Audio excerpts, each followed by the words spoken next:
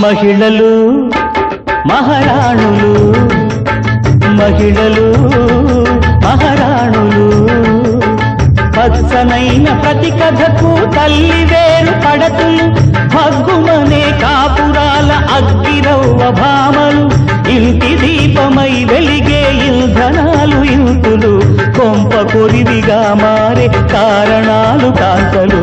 మహిళలు మహారాణులు, మహిళలు మహారాణులు.